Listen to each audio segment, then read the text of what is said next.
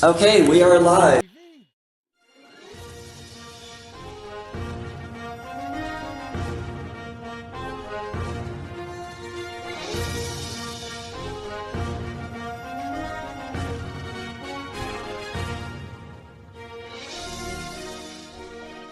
Hi there, and welcome to Mentionables TV. Today is part 3 of our 15-part series answering questions that no Christian can answer. So, the questions come from an atheist channel called Non Sequitur, and they pose 15 questions that Christians aren't supposed to be able to answer. This is today's question. What are your reasons for not being a Hindu, Muslim, Buddhist, or follower of one of the many other non-Christian faiths? Is it because you've devoted enormous time and energy to systematically investigating and debunking all these other religions? If you haven't done this, how can you in all honesty claim that your religion is superior? And if you're only a Christian because you happen to have been born into a Christian family, or you were raised in a culture or society where Christianity is commonplace, what about all the other people who, by a twist of fate, have been raised believing one of the many other religions that God has allowed to proliferate? If you have good reason to believe that something is true, you don't need to exhaustively examine every other possible alternative in order to be confident in the truth of that one thing. Right? You're justified in your acceptance of your belief based on the evidence you have, not just because other alternatives might be possible. See, what's helpful as you determine what is true and what to believe, there's kind of 3 stages, or 4, I guess you could say. There's what is possible, which is virtually anything. Anything that's not a logical contradiction is possible, but what's plausible? I mean, what actually makes sense that it could be the case? But out of the things that are plausible, not everything that could conceivably be the case isn't necessarily the case. So what's most probable to be the case? And so just because there's a lot of possible things doesn't mean they're probable. And so you don't necessarily have to study everything in order to be convinced, justified, convinced of the one thing that you believe. See, there's also this case that every belief system kind of falls into broad categories, things like theism or pantheism or deism or materialism, right? These just broad categories that share some very basic fundamental ideas. Like pantheism shares the idea that God is the universe is God. There is no difference. I mean, so whenever you look at a chair, a tree, a building, a cloud, those are all we are all part of God. That's what pantheism would teach. Well, if you have good reason to believe that the God and the universe can't be one and the same, well then any view that holds to that idea can't be true. So rather than having to go through and do a broad, deep investigative study of a bunch of pantheistic religions to see if one of them might be true, if pantheism itself is eliminated, everything in that category isn't going to be true. And so it's okay to not have to do a deep investigative study of every single religion out there. I mean, we wouldn't use this in other areas of life. I mean, are you married? Right? Do you have a spouse? Are you interested in having a spouse? Right, well, there's 4 billion other people on the face of the planet that could potentially be your spouse. Do you have to go investigate every single one of them in order to know this one person is right for you? No, we wouldn't think that way. Right? I mean, do you drive a car? How do you know which car is going to be right for your needs and your situation? Did you go test drive every other car on the planet? No. Right? You took the evidence you had with what was in front of you, made the conclusion based on rational, logical, figuring, or maybe just whatever you could afford. But the point is, you don't have to test every possible alternative to come to a conclusion about a single idea. Regarding this idea of other people who are raised to believe other religions, well, like anyone else, they have their cultural and personal biases. We all have them, right? And so they filter their worldview through that cultural and personal bias. Just as I'm sure I have mine, and there's things that I firmly believe that I'm probably wrong on, because I'm filtering it through a view of the world that is maybe a little skewed. Right? It's that idea that when you look through water, right, the stick looks bent, but it's not really, even though, it distorts it. Our world, our view, our biases can distort our view of things. And so, just like there's probably things I perceive wrongly, right, we all make such mistakes. So if we all have these biases, why should I believe that their biases are leading them wrong, but mine are okay? Well, I do all that I can, like anyone does. All you can do is all you can do, and you do everything you can to eliminate your biases and try to follow the evidence and the reason and rationality as best as you can to come to the right conclusion.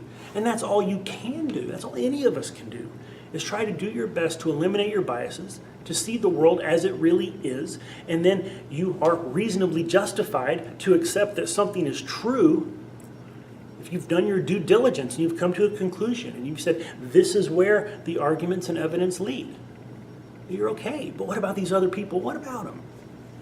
Deal with what's in front of you. And if you don't have reason to doubt, if you don't have reason, just the existence of other ideas are not reasons to doubt yours. And so you don't have to exhaustively study every other religion in the world to know that Christianity is true. Just do your best that you can to eliminate your bias and examine the evidence that you have. And if it leads you to believe that Christ is indeed the Son of God risen from the dead, then accept that. So I'm wearing my glasses today so I can at least look smart like Mark, even if I don't sound smart like him. Well, this question is really two questions wrapped into one. And first, we can really approach this first question in regards to all the various religions in a couple of ways, and neither involve a full extensive investigation of every possibility. We could look at various religions and discredit them based on the evidence for their claims and or lack of congruence with reality. This would not require a full investigation, but does require significant time. We could also systematically look at religions and their claims for salvation and or enlightenment and rule out which ones offer the best opportunity for this. This would be a reasonable starting place. What I'm talking about here is many religions indicate that good works and behavior in this life are the best indicators for success in the afterlife. Christianity, on the other hand, does not lend itself on a salvation claim that is based on the individual. Instead, the salvation is based on an act of God, an act of mercy that must be accepted in the sacrifice of Jesus Christ. However, good works still play an important role in the individual Christian walk. So many of the religions that are foundational on good works would fall under kind of a safety net or umbrella, if you will, from Christianity, should they turn out to be true and Christianity turn out to be false. Now, I'm not dictating this as a good reason to make a decision for Christianity, but using Pascal's wager to compare various religions and their risk-reward scenarios is an interesting way to rule out some that might not be worth taking the time to investigate. On to question 2. Where you're born does not dictate truth.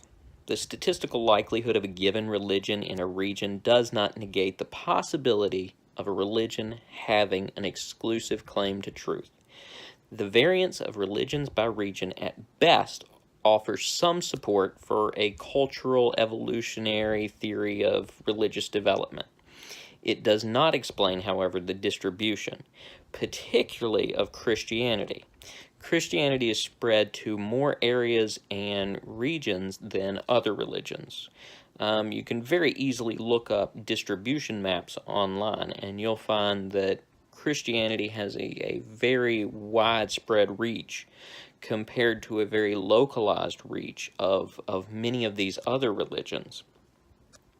So it doesn't offer any explanation for why we would see that variance, particularly with Christianity in particular. So, but that completely aside, still, just because of where you're born in a region, that does not dictate what religion you will eventually become. It may have some influence on what you are exposed to, but it does not negate truth, and it does not dictate what you will eventually decide is truth for yourself. So this guy clearly cheated. He was given the opportunity to come up with one question that Christians can't answer, but he gives 4. So first question, why am I a Christian and not some other religion? I'm a Christian because it's true. If Christianity is true, then other worldviews that contradict it can't also be true. Question number 2, have I gone through and systematically debunked every other world religion? That's some atheist talk right there. See, atheism is the statement that God doesn't exist. So atheism has to go through and debunk all views that God might exist, and then once those are debunked, atheism becomes true by default. It's a negative worldview. It doesn't have any evidence to support it, it just has evidence against contrary worldviews. Christianity isn't like that. Christianity is a positive worldview. It's a model for reality built from evidence. And if the model fits the evidence, then it's true. And anything that contradicts that model doesn't support all the evidence. So, think of Copernicus. Here Copernicus says that the sun does not orbit the Earth. Rather, the Earth orbits the sun. So he builds this model of a heliocentric universe. Then he builds evidence, and he proves the model through evidence. He doesn't have to go through and debunk the geocentric model of the universe. By building the heliocentric, he automatically debunks the geocentric. Same thing's true with Christianity. Once I've proven a model of Christianity that works and supported it by evidence, then it debunks the other world religions because it's true. Third question, if I haven't done this, then how do I know that Christianity is superior? Christianity is superior because it's true. I've shown Christianity using evidence, and that proves that it's a superior model because it actually fits the evidence.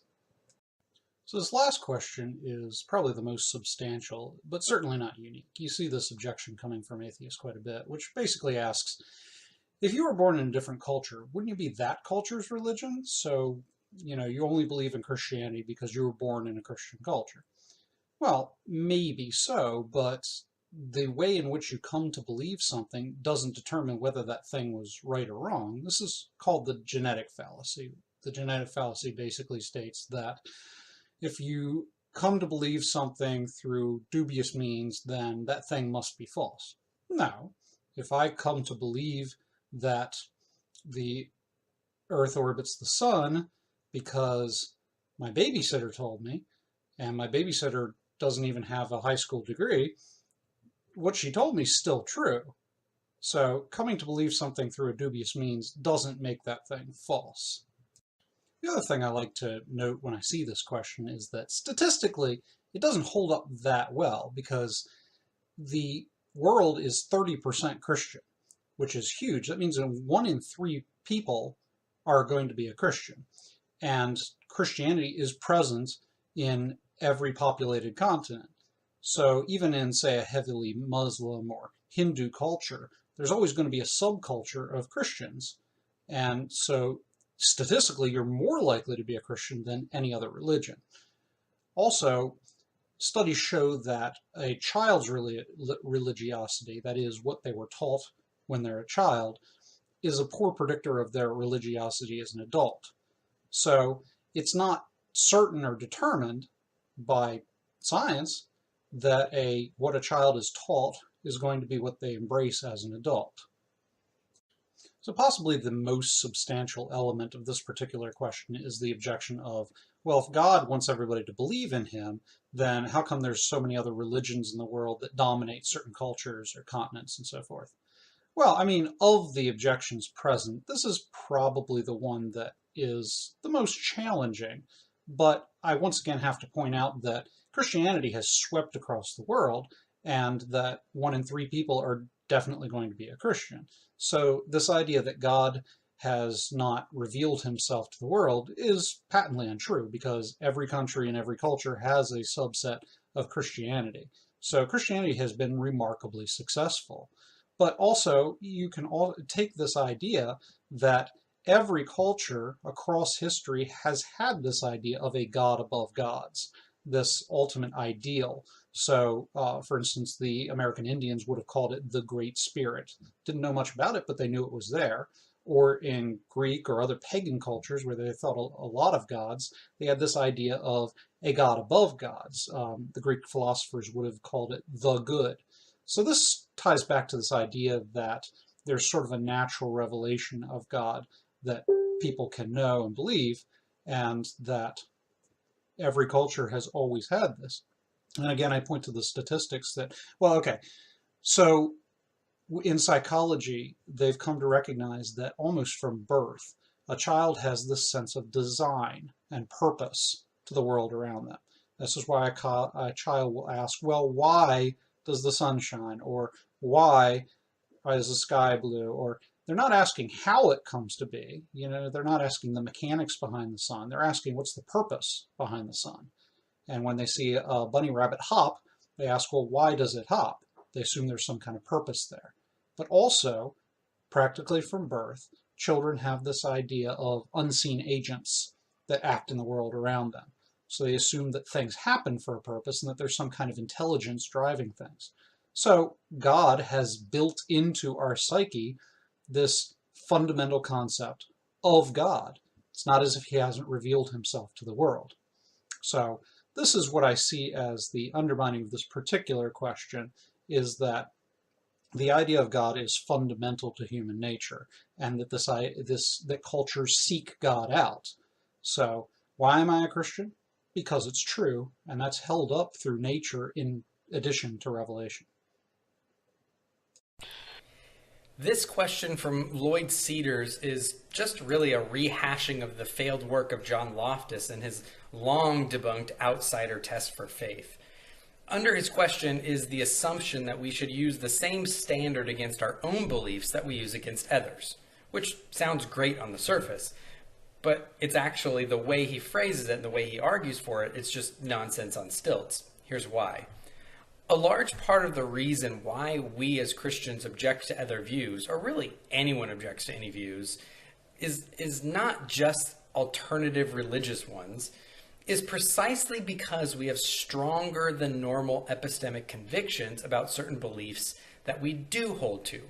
If someone comes to me and tells me that there are humans living on the face of the sun, I don't need to investigate the claim with the same kind of scrutiny as I would if someone claimed that there were people living out in the woods behind my house. Not only are there limiting factors like time, money, accessibility, severity of impact for me trying to go to the sun that control what claims I do and do not investigate, but I also hold certain beliefs as true that make contrary claims to be highly implausible, like my views on the temperature of the face of the sun and the nature of the human body to not be able to withstand such heat. So I have reasonable and warranted evidence and consistent beliefs concerning the existence of God as an omnimax, triune, necessarily existing foundation of being, morality, and rationality. This means that categorically, most other claims are guilty and would need to be proven to be innocent.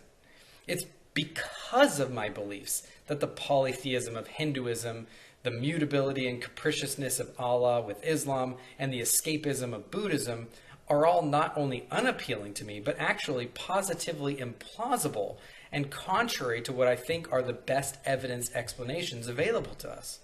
I simply don't need to look into every claim of every religion to categorically rule them out.